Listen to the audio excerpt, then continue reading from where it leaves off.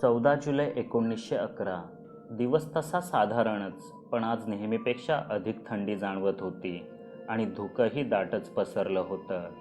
ठरलेल्या वेळेच्या फार आधीच गॅब्रियल स्टेशनवर पोचला होता. तो इटलीच्या ज्या डोंगराळ भागात राहायचा तोही नितांत सुंदर शांतिप्रिय असला तरी रोमची गोष्टच वेगळी होती. इथली ऐतिहासिक चर्चेस, सभागृहे, इमारती हे पाहून तो अवाकच झाला. मग त्याने बाजारपेठेतून एक फेरफटका मारला.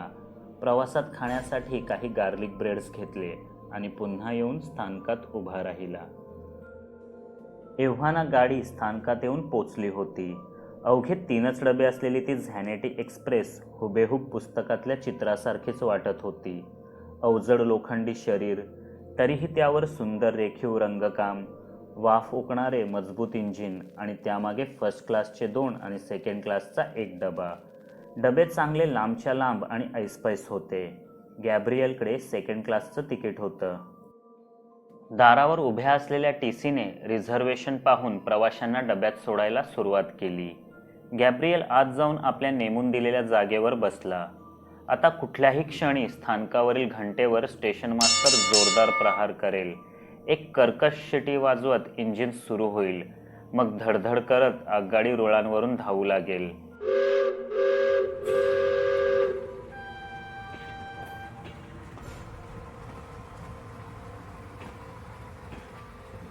गॅब्रियलच्या आयुष्यातील हा पहिलाच रेल्वे प्रवास होता. लोंबार्डला त्याच्या काकाकडे जाऊन त्याने पुढचे शिक्षण घ्यावे असे ठरले होते. आपल्या आयुष्यातील एका नव्या पर्वाची सुरुवात अशा शानदार रेल्वे सफरीने झाली म्हणून तो भलताच खुश होता. धुक्याने वेढलेले शहर मागे टाकून गाडी पहाडात शिरली. पहाडांवर बर्फ पडू लागला होता. त्यामुळे आता गाडीतही चांगलीच थंडी जाणवत होती. अंधार पडेपर्यंत गाडीतील प्रवासी एकमेकांशी गप्पा मारण्यात, खिडकीच्या बाहेर दिसणाऱ्या थिजलेल्या पहाडांचे, उबदार गावांचे आणि खळाळत्या ओढ्यांचे सौंदर्य पाहण्यात गुंतून गेले. फर्स्ट क्लासमधले श्रीमंत पर्यटकही बाहेरील दृश्यांकडे अधेमध्ये कटाक्ष टाकत मद्यपानाचा आणि वाचनाचा आनंद घेत होते. पण अंधार पडताच पाहण्यासारखे काही उरले नाही. अंधाराने, धुक्याने आणि थंडीने लवकरच बहुतेक पर्यटकांच्या डोळ्यांवर झापड येऊ लागली. फर्स्ट क्लासवाले आपल्या खाजगी केबिनमध्ये जाऊन मऊ मऊ गादीवर आरामात सुस्तावले, तर सेकंडवाल्यांनीही मिळालेल्या बर्थवरच हातपाय ताणले. लोखंडी रुळावर अलगदपणे धावणाऱ्या आगगाडीच्या खडखड आवाजाशी लय साधत बहुतेक जण झोपण्याचा प्रयत्न करू लागले. गॅब्रियलला मात्र प्रवासात झोपच येत नसे. एकाच जागी बसून बसून कंटाळल्यावर तो उठला. दारापाशी येऊन उभा राहिला. हिमकणांनी गारठलेला भन्नाट वारा आत येत होता. त्याने आपला कोट घट्ट गुंडाळून घेतला. त्याच डब्याच्या विरुद्ध बाजूच्या दारावर आणखी 2 प्रवासी घुटमळत होते. बोचऱ्या थंडीपासून वाचण्यासाठी आपला ओढण्याचा पाईप पेटवण्याची त्यांची खटपट चालली होती. अचानक ट्रेनच्या धडधडीत बदल झालेला त्यांना जाणवला. ती 2 माणसे आणि गॅब्रियलही दारातून वाकून बाहेर पाहू लागला. गाडी आता लाँग टनेलच्या मुखापाशी पोचली होती. हा डोंगरातून जाणारा 1 मैल लांबलचक बोगदा त्या काळी इटलीतील सर्वात मोठा बोगदा मानला जायचा. गाडी आता कोणत्याही क्षणी त्या बोगद्यात शिरणार इतक्यात बोगद्याची वरची उजवी बाजू अचानक लख्ख प्रकाशाने उजळून निघाली. त्यामागोमाग कानठळ्या बसवणारा तीव्र आवाजही ऐकू आला.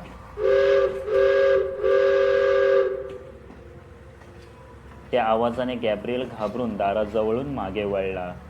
समोरच्या दारात पाईप ओढणाऱ्या दोघांनी मात्र घाबरून त्याच्या समोरच चालत्या रेल्वेतून उडी टाकली. त्यांचे काय झाले असेल हे पाहण्यासाठी गॅब्रियल त्या दाराकडे धावला. पण एव्हाना गाडी पूर्णच्या पूर्ण बोगद्यात शिरली होती. दाराशी पोचलेल्या गॅब्रियलच्या वाट्याला फक्त बोगद्यातला अंधारच आला. तो हादरला होता. ही बाब कोणाला तरी सांगावी म्हणून तो पुन्हा डब्यात आला. पण इथे तर अजूनही सारेजण गाढ झोपेत होते. कानठळ्या बसवणाऱ्या त्या अतितीव्र आवाजानेही त्यांची झोपमोड झाली नव्हती. भरवेगात धावणाऱ्या रेल्वेतून उडी टाकणाऱ्या त्या दोघांबद्दल सांगावे म्हणून गॅब्रियल कंडक्टरची केबिन शोधत फर्स्ट क्लासच्या डब्यात शिरला.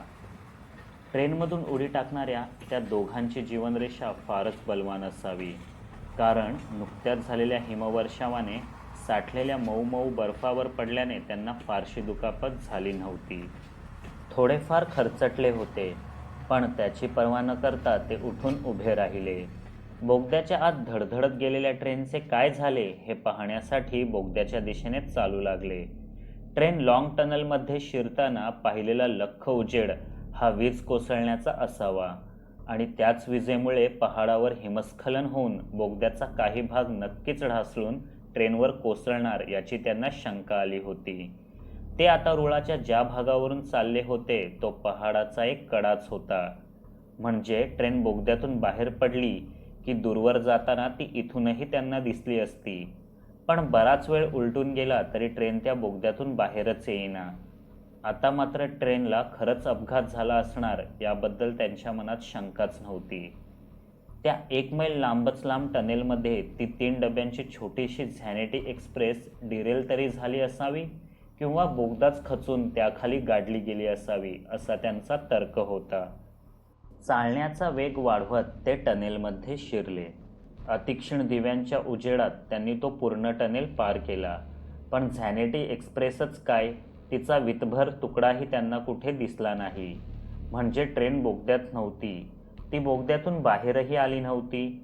मग आपण दोघे सोडून सर्वच्या सर्व उतारूंसह ती ट्रेन अचानकच कुठे गायब झाली? त्यांना काहीच कळेना.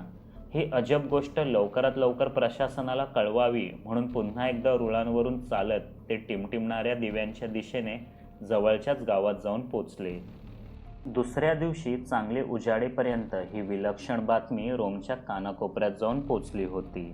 रेल्वे स्थानकाजवळ घोळक्याने उभे राहून लोक याच अजब गोष्टीची चर्चा करत होते. पण खातरजमा होणे अजून बाकी होते. अखेर सकाळी 10 वाजून गेले तरी रोमवरून 106 प्रवासी घेऊन निघालेली झॅनिटी एक्सप्रेस लोंबार्डला पोचलीच नसल्याचा संदेश रोमच्या स्टेशन मास्तरांना मिळाला आणि एकच खळबळ उडाली. खरे तर रोम सोडल्यापासून त्या आगगाडीला कुठल्याच स्टेशनवर धावताना किंवा थांबलेले कुणीच पाहिलेले नव्हते. ट्रेनमधून उडी टाकून इथवर पोचलेल्या त्या 2 प्रवाशांच्या अविश्वसनीय गोष्टीची शहानिशा करण्यासाठी रोम रेल्वे प्रशासनाचे एक पथक त्या दोघांसह दुसऱ्या गाडीने लाँग टनेलच्या दिशेने रवाना झाले. पण त्यांच्याही हाती फारसे काही लागले नाही. बोगद्यात अपघाताचे कुठलेच चिन्ह नव्हते. बोगदा पार करून ट्रेन पुढे गेली म्हणावी तर ती अजून कुठेच पोचली नव्हती. प्रशासनाने रोम ते लोंबार्ड हा पूर्ण रेल्वेमार्ग पालथा घातला. कुठल्याच रानात, पहाडात किंवा दरीत ट्रेन किंवा तिचा एखादा मोडका भाग, जखमी प्रवासी किंवा इतर काहीच आढळले नव्हते. त्या मार्गावर कुठेही गाडी एखाद्या नदी नाल्यावरील किंवा समुद्रावरील पुलावरून धावत नव्हती. त्यामुळे पूर्णच्या पूर्ण गाडी पाण्यात कोसळून वाहून जाण्याचाही संभव नव्हता. इतरांसाठी एक भले मोठे प्रश्नचिन्ह मागे ठेवून झॅनिटी एक्सप्रेस आपल्या 104 प्रवाशांसह अतिशय गूढरित्या गायब झाली होती.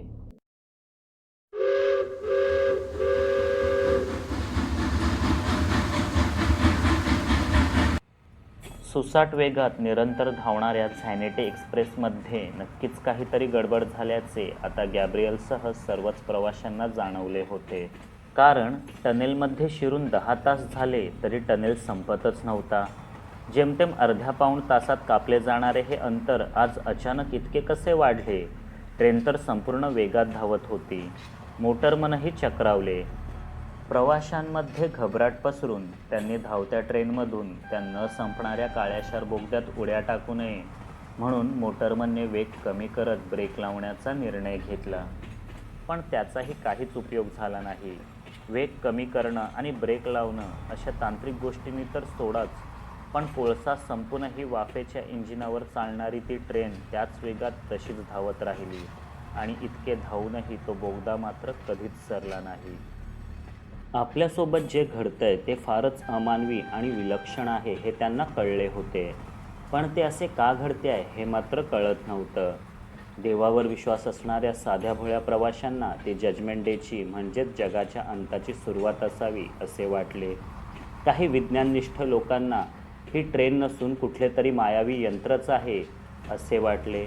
काहींना ती ट्रेन म्हणजे एक स्पेसशिप वाटत होती आणि लवकरच आपण कुठल्या तरी ग्रहावर पोचू जिथे एलियन्स आपले स्वागत करतील किंवा आपल्यावर तऱ्हेतऱ्हेचे प्रयोग तरी करतील अशी खात्री होती. तर इतर काहींनाही सगळी चक्क एक पॅरानॉर्मल भूतबाधा असून इतर काहीही नाही असे वाटत होते. प्रत्येकाने आपापल्या कुवतीप्रमाणे तर्कवितर्क लढवूनही सुटकेचा मार्ग दिसेना. ट्रेन धावतच राहिली. कित्येक तास, कित्येक दिवस. बोगद्यात असल्याकारणाने दिवस रात्रीचा फरक कळत नव्हता. सर्वांची घड्याळेही एकदमच बंद पडली होती.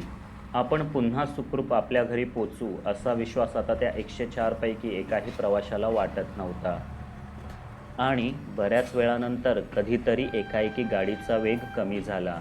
अंधाऱ्या तळघरात कुठून तरी प्रकाशाचा कवडसा पडावा तसा त्या अमर्याद वाटणाऱ्या टनेलच्या टोकावर आता उजेड दिसू लागला होता.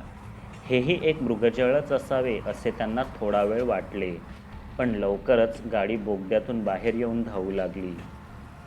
सर्वजण खिडक्यांमधून बाहेर पाहू लागले.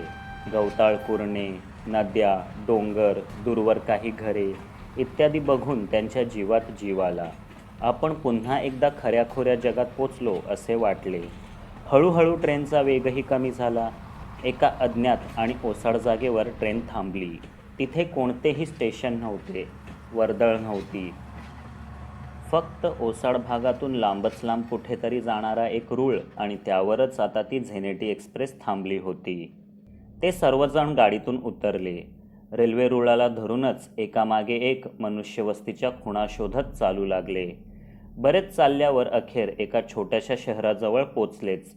हे शहर त्यांच्या रोमपेक्षा खूपच अविकसित होतं. ते लोंबार्डही वाटेना. खरे तर इटलीच्या कुठल्याच भागात असे शहर असेल हे त्यांना ठाऊक नव्हते. त्या शहरातले लोक या 104 आगंतुक प्रवाशांना विचित्र नजरेने पाहू लागले. त्यांचे कपडे, त्यांचे बोलणे, सर्वच गोष्टी त्या शहरातल्या लोकांहून फारच वेगळ्या होत्या. अखेर खूप प्रयत्न केल्यावर त्यांना कळले की ते लोंबार्डला नसून मेक्सिकोला पोचले होते. पण हे कसं शक्य आहे? इटली ते मेक्सिको 10,000 मैलांहूनही अधिक अंतर आहे. शिवाय मध्ये अथांग पसरलेला महासागर. कोणतीही एक्सप्रेस त्या काळी इतके दूरचे अंतर पार करू शकतच नव्हती. नक्कीच काहीतरी जबरदस्त गडबड असणार. अशा गोंधळलेल्या अवस्थेतील त्या 104 प्रवाशांना लगेचच पोलिसांच्या हवाली करण्यात आले.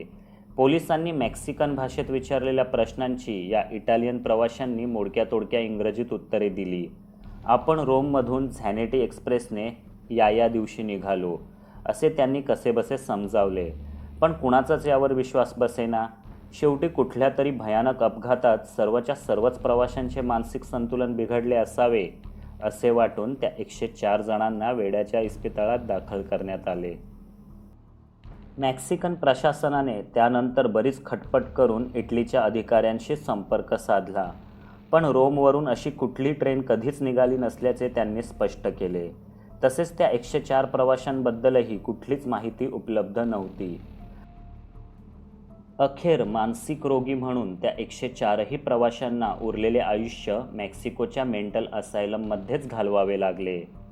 14 जुलै 1911 या दिवशी झॅनेटी एक्सप्रेसमधून ते रोमवरून निघाले या गोष्टीवर कुणीच विश्वास ठेवला नाही. कारण जेव्हा ते त्या शापित ट्रेनमधून मेक्सिकोत उतरले ते वर्ष होते 1845, म्हणजे त्या दिवसापासून 66 वर्ष मागे. एका अज्ञात समांतर विश्वात किंवा टाईम लूपमध्ये फसलेली ही घोस्ट ट्रेन पाहिल्याचे दावे वेळोवेळी केले जातात. भारत, जर्मनी, रोमेनिया, इटली आणि रशियामध्ये वेगवेगळ्या कालखंडात ही ट्रेन पाहिले गेल्याचे संदर्भ सापडतात. सत्य अजून उघडकीस यायचे बाकी आहे, पण कधीकधी सत्य हे कल्पनेहून अद्भुत असते.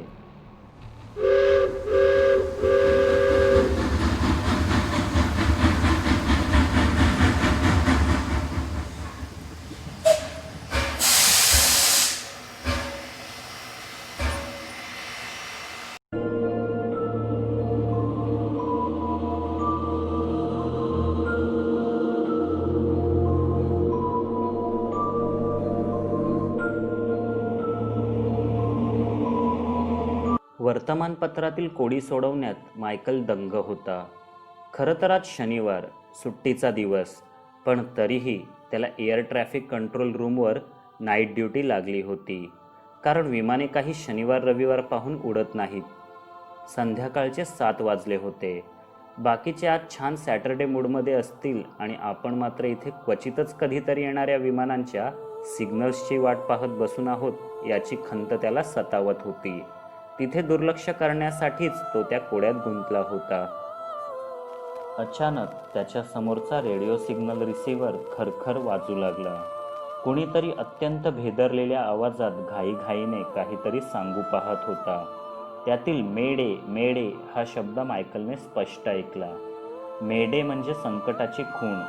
तो लगेचच सावध झाला. त्याने माईक जवळ तोंड नेले आणि बोलू लागला. Melbourne air traffic control room, बोला, तुमची काय मदत करू शकतो? समोरच्या वैमानिकाकडून येणारे सिग्नल्स सुस्पष्ट नव्हते. घोंगावत्या वादळात कोणीतरी किंचाळत असावे असे वाटत होते. तरी अतिशय लक्ष देऊन ऐकल्यावर जे काही मायकलला समजले ते असे. मी सेस्ना 182 लाईट एअरक्राफ्टचा पायलट बोलतोय. आता मी बासच्या समुद्रावरून उड्डाण करतोय. पण एक महाकाय अनोळखी वस्तू सतत माझ्या विमानाचा पाठलाग करते आहे. मी त्या वस्तूचे हिरवे दिवे पाहू शकतो. आता ती माझ्या विमानाच्या वरून उडते आहे. ते कुठलेही इतर विमान नाही. मी पुन्हा सांगतोय, ती वस्तू विमानासारखी दिसत नाही. एखाद्या धातूच्या वस्तूवर जोरदार आघात करावा असा कर्कश आवाज त्या उडत्या तबकडीतून येतोय. अचानक खरखर शांत झाली. मायकलला काय करावे हेच सुचेना. कारण अशी परिस्थिती याआधी कधी ओढवलीच नव्हती. कोणत्याही निर्णयाप्रत पोचण्याच्या अचल शांततेत काही क्षण गेल्यावर लगेचच त्याने विद्युत गतीने हालचाल केली. एका वरिष्ठ अधिकाऱ्याला फोन करून ही बातमी सांगितली. त्यांनी ताबडतोब इतरांसह कंट्रोल रूममध्ये येत असल्याचे सांगून फोन ठेवला. मायकल पुन्हा एकदा रेडिओजवळ जाऊन त्या वैमानिकाशी संपर्क करण्याचा निष्फळ प्रयत्न करू लागला. काही मिनिटे गेली. रिसिव्हरच्या समोर बसून मायकल अत्यंत आतुरतेने त्या वैमानिकाकडून येणाऱ्या संदेशाची वाट पाहू लागला. त्याच्याही नकळत त्याचे पाय अत्यंत अस्वस्थतेने हालत होते. हातांना सूक्ष्म कंप सुटला होता. एवढ्यातच पुन्हा रेडिओ वाजू लागला. मायकलचे उत्तर तयार होते. जवळच्याच मोकळ्या जागेवर सुरक्षित लँडिंग करा. पण या केसमध्ये ते कितपत शक्य आहे याबद्दल मायकललाही शंका होती. कारण ते विमान अथांग समुद्रावरून उडत होते. तरीही पलीकडून काहीतरी ऐकू येईल आणि आपण निदान धीर देण्याचे तरी काम करू या अधीरतेने त्याने माईक हातात धरून ठेवला. पण त्याला एवढेच ऐकू आले. मेलबर्न कंट्रोल रूम, ती UFO आता पुन्हा वेगाने माझ्या विमानावर वर्तुळाकार उडत आहे. मला वाटतं ते मला घेऊन जाण्यास येत आहेत. आणि त्यानंतर एक मोठा आवाज होऊन सर्व काही शांत झाले. रिसिव्हरने त्यानंतर साधी खरखरही टिपली नाही. मायकलला आपला संदेश नेण्यासाठी वेळच मिळाला नाही. तासाभरातच मेलबर्न एअर कंट्रोलचे अधिकारी कंट्रोल रूममध्ये जमले. आता कुठलाही नवा संदेश मिळत नव्हता. आधीचा संदेशही चक्रावणारा होता. तेव्हा कारण काहीही असो, पण विमान अपघातग्रस्त झाले असणार हे नक्की, असे ठरवून त्यांनी तातडीने सर्च अँड रेस्क्यू ऑपरेशन हाती घेतले. मिळालेल्या माहितीनुसार संध्याकाळी 7:06 सेस्ना 182 हे वजनाने हलके विमान घेऊन फ्रेडरिक व्हॅलेंटिच या अवघ्या 20 वर्षाच्या तरुण वैमानिकाने प्रशिक्षणासाठी हवेत झेप घेतली होती. समुद्रावरून 125 नॉटिकल मैलांचे म्हणजेच 232 किलोमीटरचे अंतर पार करून त्याला केप ओटवेपर्यंत पोचून परतायचे होते. पण उड्डाण केल्यानंतर अवघ्या काही मिनिटातच तो संदेश मिळाला होता. त्या दिवशी वातावरण साफ होते. हवा नितळ होती. धोक्याचा प्रश्नच नव्हता. समुद्रावरून कोणतेही वादळ घोंगावत येणार नव्हते. फ्रेडरिकच्या विमानाच्या आसपास इतर कुठल्याही विमानाची हालचाल किंवा संपर्क रडारने टिपला नव्हता. या मार्गावर विमानेच खूप क्वचित येत, त्यामुळे दुसऱ्या विमानाशी धडक होण्याची शक्यता जवळपास नव्हतीच. अपघाताचे ठोस कारण दुर्घटनाग्रस्त विमानाचे अवशेष मिळाल्याशिवाय सांगता येणे कठीण होते. 13,000 फूट उंचीवरून समुद्रात कोसळलेले विमान चक्काचूर होऊन विखुरणार आणि त्याचा एखाद दुसरा तरी तरंगणारा अवशेष आपल्याला त्या मार्गावर सापडणार याची अधिकाऱ्यांना खात्री होती. कदाचित फ्रेडरिकलाही अपघातापूर्वीच पॅराशूटने उडी टाकण्याची संधी मिळाली असेल आणि बासच्या अथांग समुद्रात तो कुठेतरी वाहत निघाला असेल. त्याला तातडीची मदत मिळणे नितांत आवश्यक होते. लगेचच 5-6 विमाने त्या मार्गावर सर्च अँड रेस्क्यूसाठी उडाली. नौदलालाही संदेश देण्यात आला. त्यांचे एअरक्राफ्ट कॅरियर जहाज तिथून जवळच होते. त्यांनी विमान कोसळण्याच्या जागेचा अंदाज बांधून जहाज वळवले. कुठलेही खात्रीशीर पुरावे हाती लागत नाहीत तोपर्यंत ही बातमी जगजाहीर करायची नाही, असे आदेश संबंधित अधिकाऱ्यांनी देऊनही दुसऱ्या दिवशी मेलबर्न शहराच्या तमाम वर्तमानपत्रांची हेडलाईन्स हीच होती. उडत्या तबकडीची सूचना देऊन पायलट गायब. The Age. UFO mystery. अज्ञात स्फोटानंतर पायलट गायब. The Australian Express. लवकरच पूर्ण मेलबर्न शहरात याच विचित्र अपघाताची चर्चा होऊ लागली. रडारवर फ्रेडरिकच्या विमानाचे शेवटचे लोकेशन जेथे मिळाले त्या जागेपासून 1000 मैलांच्या परिघातील समुद्र, 1 लढाऊ विमान, 8 प्रवासी विमाने आणि बऱ्याचशा जहाजांच्या मदतीने ढवळून काढण्यात आला. पण अपघातग्रस्त विमानाचा एक तुकडाही कुठे सापडला नाही. फ्रेडरिकला 232 किमीवर असलेल्या केप ओटावेला भेट देऊन परतायचे जरी असले तरी त्या विमानात 800 किमी अंतरापर्यंत जाण्याइतके इंधन होते. म्हणूनच शोध मोहिमेचा परीघ 1000 मैलांपर्यंत वाढवला होता.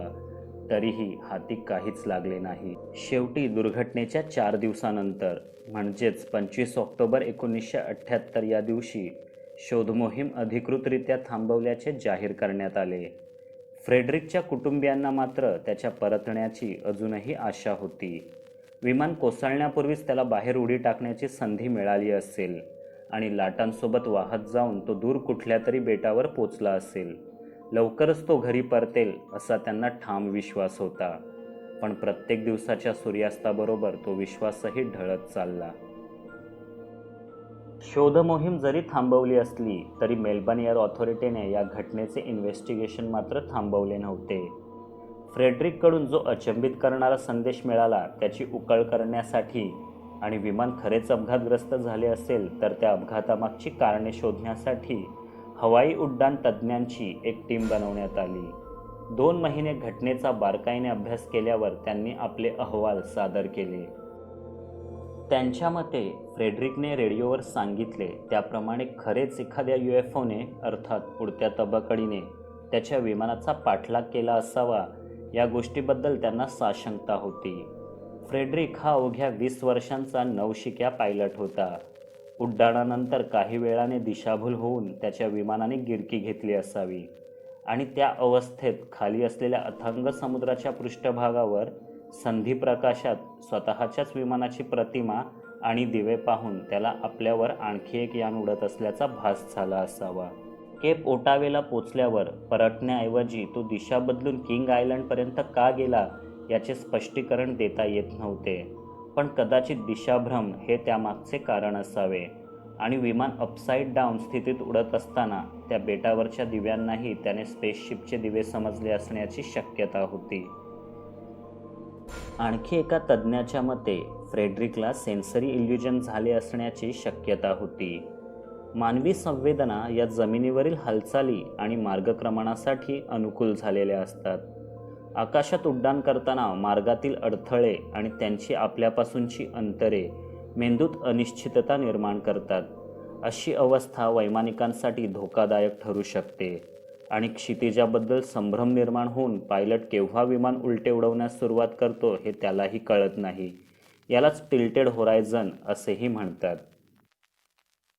या विभ्रमातून बाहेर पडण्याच्या नादात फ्रेडरिकने आपले विमान पुन्हा खालच्या दिशेने वळवले आणि तो वैमानिकांच्या आयुष्यात सर्वाधिक धोकादायक समजल्या जाणाऱ्या ग्रेव्हयार्ड स्पायरलमध्ये अडकला असावा. यातून सही सलामत बचावणे अशक्यच, म्हणून या अवस्थेला डेथ स्पायरल असेही म्हणतात.